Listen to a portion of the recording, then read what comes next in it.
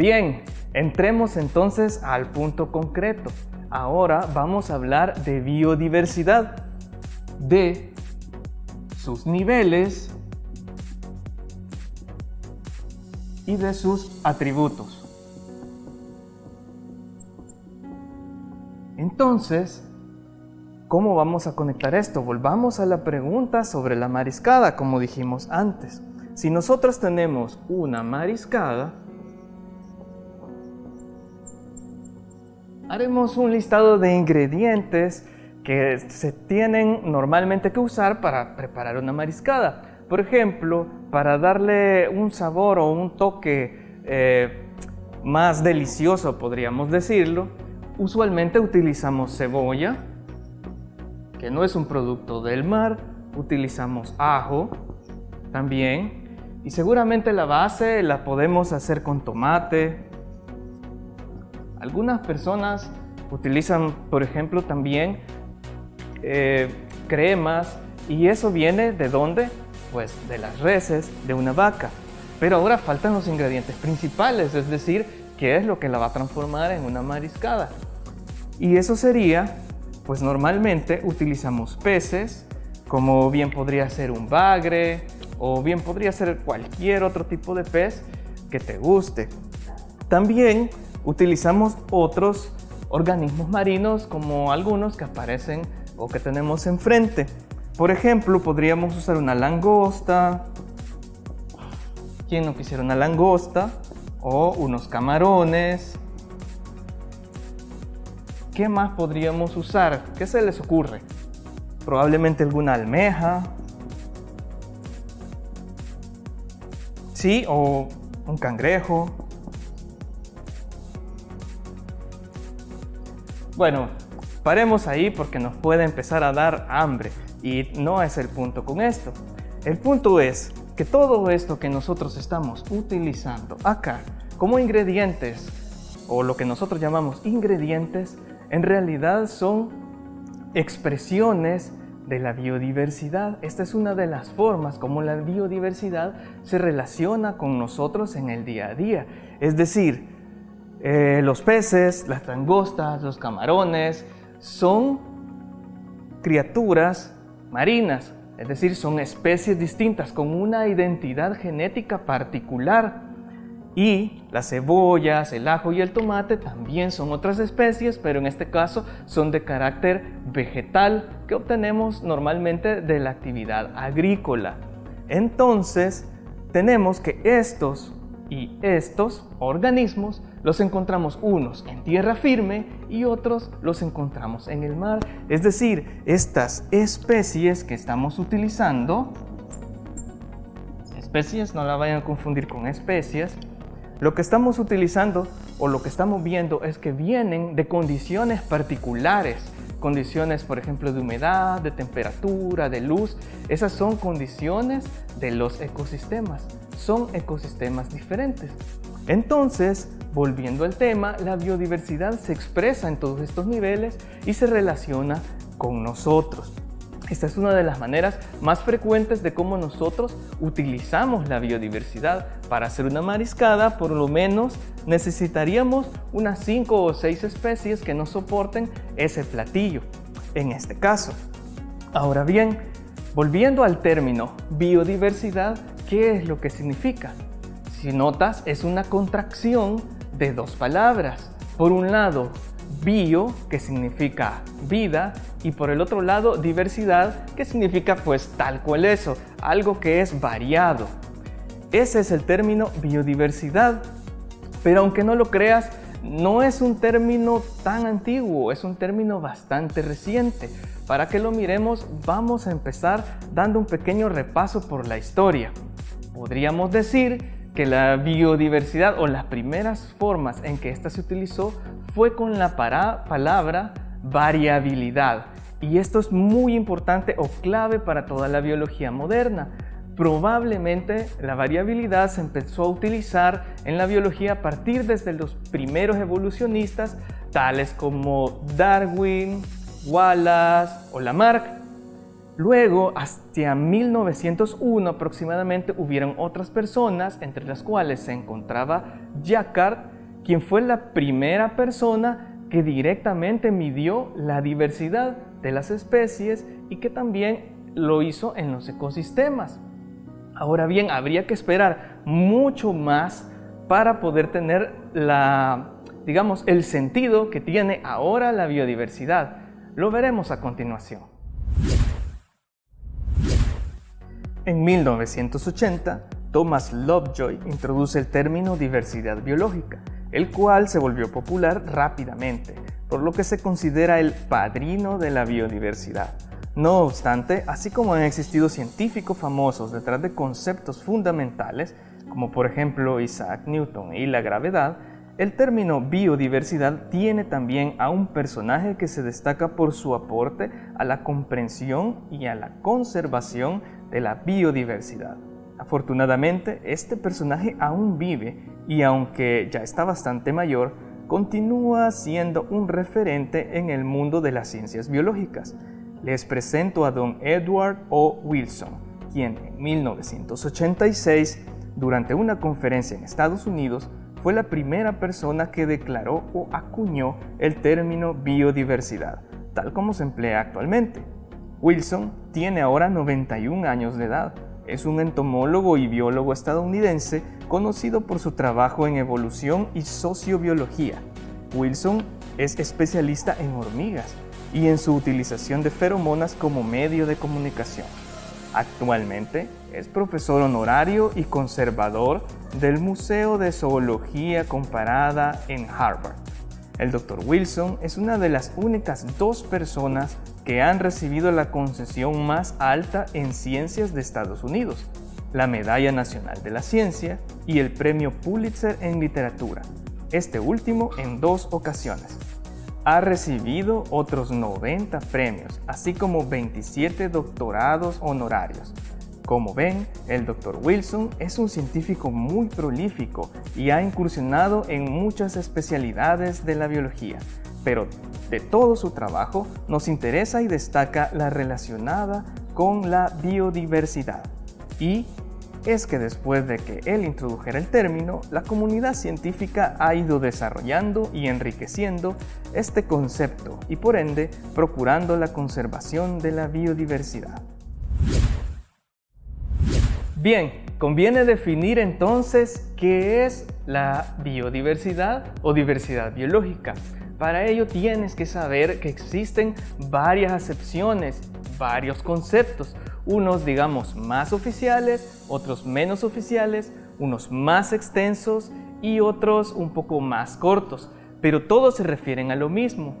Para ello te propongo que utilicemos la definición propuesta por el Convenio de Diversidad Biológica, que dice así: la biodiversidad es la variabilidad de organismos vivos de cualquier origen, incluidos, entre otras cosas, los ecosistemas terrestres, marinos y otros ecosistemas, como los acuáticos, y los complejos ecológicos de los que forman parte. Comprende la diversidad dentro de cada especie, entre las especies y en los ecosistemas. Bueno, como ves, entonces la biodiversidad se puede estudiar a diferentes niveles. Acabamos de hablar de especies, de genes y de ecosistemas. De hecho, justamente así es como se cataloga la biodiversidad. Tenemos el nivel genético, que es el inicial, el nivel de especie, que es uno quizás en el que todos estamos relacionados, el nivel de comunidades y los ecosistemas y el nivel de paisaje. Vamos a empezar entonces por el nivel genético. No te preocupes que ya lo vamos a retomar. Para empezar a hablar del nivel genético de la biodiversidad, debemos recordar algunos conceptos de genética básica. Para empezar, ¿qué es un gen? ¿Lo recuerdas? Muy bien, un gen es una unidad de información que codifica para un producto funcional. Físicamente, un gen lo podemos observar como un fragmento de material genético, una secuencia, un pedazo. Lo vamos a representar así. ¿Dónde se encuentran ubicados los genes? Pues si lo recuerdas, los genes se encuentran ubicados en los cromosomas. Lo vamos a dibujar.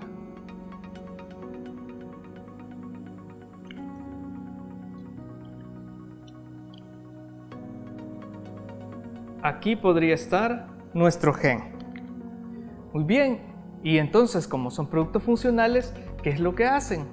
Todos los seres vivos tienen genes. Por decir algo, existe un gen que codifica para la lactasa. Esa es la enzima que sirve para digerir la lactosa.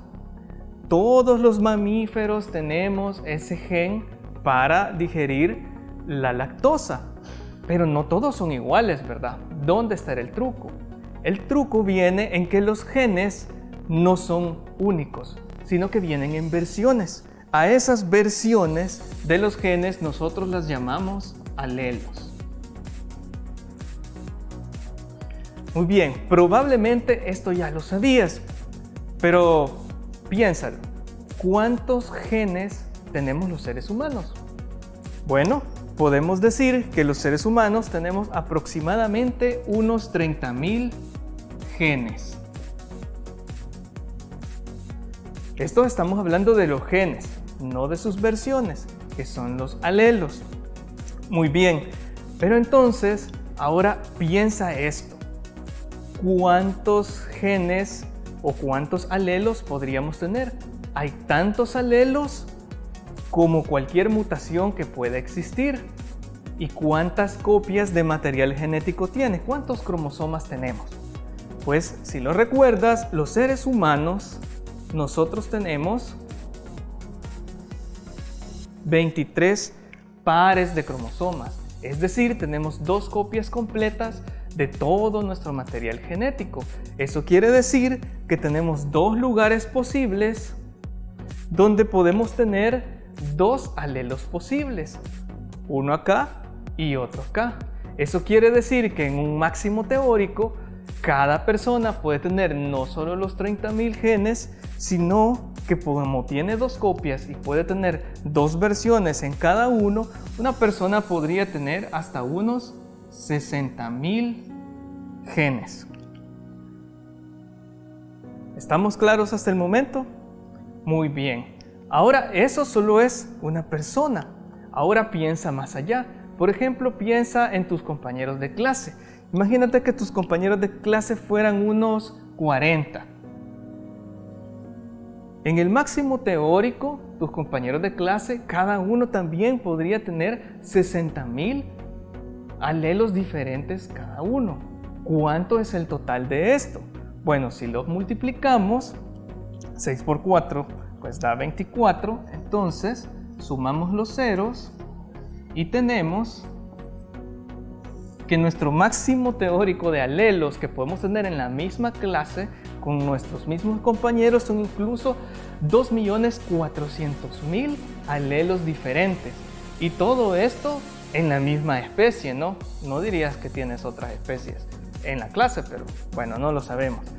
Digamos entonces que tenemos esos 2.400.000. A este grupo de personas que tiene esto, es lo que llamamos la diversidad de genes, de nivel de genes. Eso es un acervo genético y eso pasa en todas las especies, en grupos más grandes. Puede ser diferente este acervo genético en San Miguel que en San Salvador, es diferente. Entonces, ahora vamos a ver cómo pasa en otras especies. Mira estas imágenes, son muchos maíces, ¿no? ¿Sabes cuántas especies de maíz estás viendo? Pues al igual que con tus compañeros virtuales de clase, solamente hay una especie. Bueno, a eso creemos. No obstante, el fruto de la diversidad genética, tenemos muchas múltiples formas, colores y sabores de una misma especie, como el caso del maíz. Ahora observa de nuevo. Son perros. ¿Sabes cuántas especies hay? Nuevamente, solo una. Este concepto aplica a todos los seres vivos. De hecho, los científicos no están de acuerdo si el perro y el lobo son 2 especies distintas. Eso sí que es diversidad. Ahora, veremos la diversidad de especies. Este es probablemente el nivel más ampliamente reconocido de la biodiversidad. Se define como el número de taxa a nivel de especie, ponderándolos por la abundancia de sus individuos. En otra palabra, es la gran variedad de especies de organismos en el planeta. Bueno, siguiendo entonces con la biodiversidad a nivel de especie, ¿alguna vez te has preguntado, por ejemplo, cuántas especies de organismos hay? Piensa un poco. Mira que tengo algunas muestras acá. ¿Serán 100, 200, 1000? Pues hasta ahora realmente se han identificado un poco más de 2 millones de especies. Sin embargo, casi todos los científicos están claros en que ese número es mucho menor al real. En realidad podría ser que lleguen hasta unas 100 millones de especies vivas en este momento. Y si tomas en cuenta la historia evolutiva de la Tierra, entonces verás o se cree que todas las especies que tenemos en la actualidad, como estas que están aquí, representan apenas entre el 1 y el 2% de todas las especies que han habitado nuestro planeta desde hace unos 3.500 millones de años, lo cual es muchísimo tiempo. Pero entonces la pregunta de cuántas especies hay en realidad resulta incluso absurda. ¿Por qué? Porque primero, la mayoría de los organismos no se pueden ver, son bacterias por decir algo. Pero además, todos los días surgen nuevas especies, se descubren nuevas especies y todos los días, lamentablemente, estamos perdiendo una gran cantidad de especies. Entonces es un número que cambia, no es un número fijo. Este es nuestro problema con la biodiversidad al nivel de especie. Ahora bien, pasando al otro nivel, si te recuerdas, es el nivel de comunidad y ecosistema. Este es la gran variabilidad de ecosistemas que se encuentran en nuestro planeta. Ya sabes, existen regiones congeladas, regiones acuáticas. Por ejemplo, todo lo que tenemos acá son organismos acuáticos, exceptuando algunos que tenemos en esta vitrina. Entonces aquí, en esta sola vitrina, tenemos organismos que vienen de diferentes ecosistemas. ¿Qué es lo que sucede? Que cada organismo debe reconocerse que cumple una función específica dentro de ese ecosistema para que el ecosistema funcione, por decirlo de esa manera. Es decir, cada organismo tiene un papel, algo que normalmente llamamos nicho. Esta variabilidad entre los ecosistemas es de hecho la que se considera la más importante. ¿Por qué? Porque como una especie depende de la otra, si quitamos una especie es posible que todo el ecosistema pueda cambiar o venirse abajo y destruirse.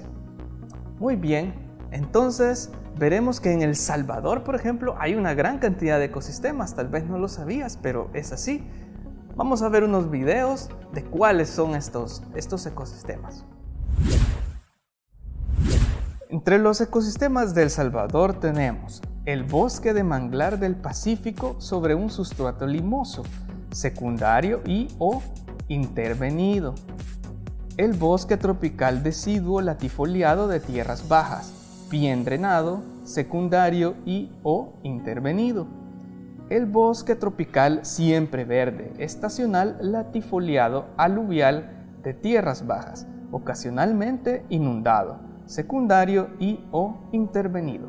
El bosque tropical semideciduo mixto submontano, bien drenado, secundario y o intervenido.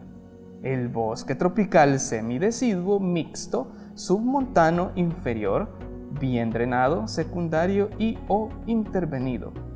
También está el bosque tropical siempre verde, estacional, latifoliado montano superior, bien drenado, secundario y o intervenido. Y finalmente, el bosque tropical siempre verde, estacional, aciculifoliado, de hojas angostas, montano superior, bien drenado, secundario y o intervenido. Bueno, como ves, estos son ecosistemas que solo son terrestres. Ahora veamos el último nivel, el nivel de los paisajes.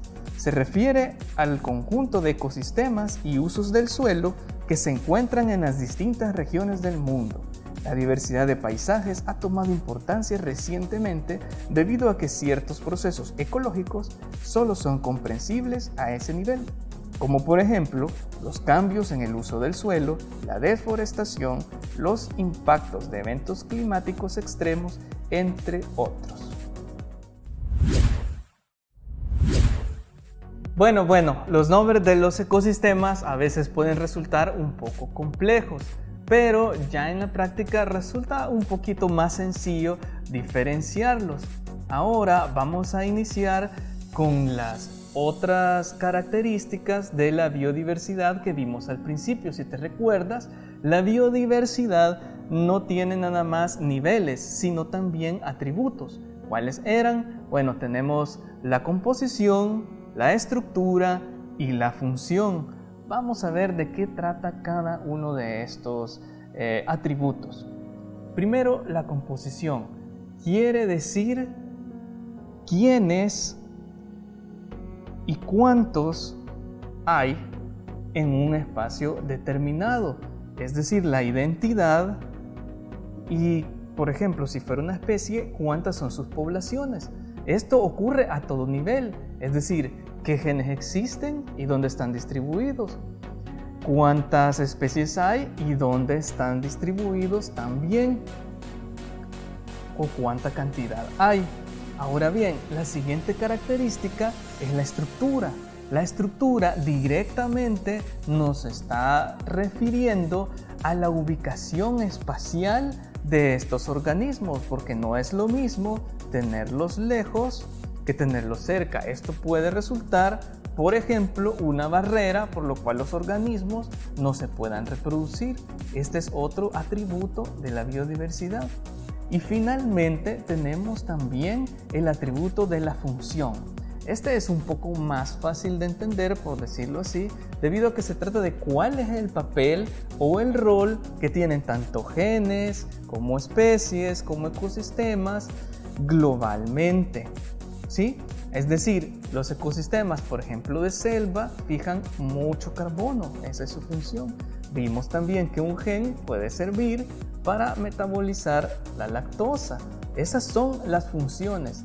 Todos los niveles de la biodiversidad tienen tanto composición como estructura, como función, y eso es lo que se estudia cuando hacemos o estamos hablando sobre biodiversidad.